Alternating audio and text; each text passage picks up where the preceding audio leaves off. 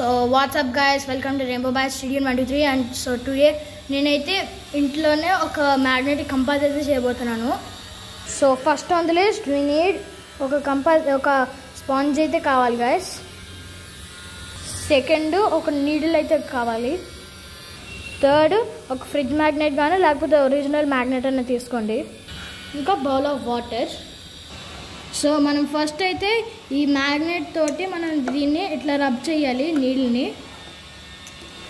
20 to 30 times.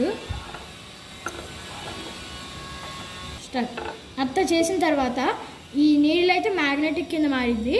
So next ఇట్లా ఈ స్పాంజ్ని తీసుకొని దీన్ని ఇట్లా కూర్చోండి చాలా కేర్ఫుల్గా.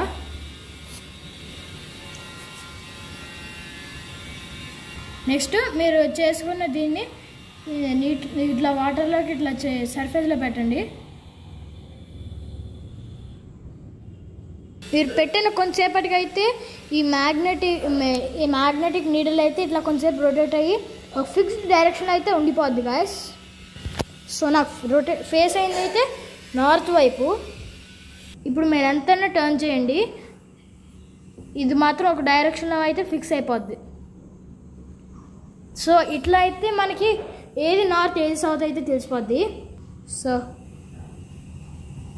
ఇది నార్త్, ఇంకా ఇదైతే సౌత్. చూడండి మనకి క్లియర్గా అయితే అర్థం అవుతుంది.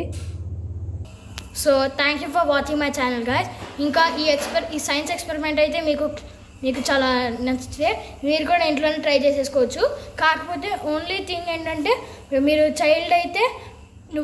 చైల్డ్ అయితే నువ్వు మీ పేరెంట్స్ చేత అయితే హెల్ప్ తీసుకోవాలి. ఒకవేళ నువ్వు ఎల్డర్ అయితే నువ్వు నీ ఓన్గా చేసేయచ్చు. So bye guys.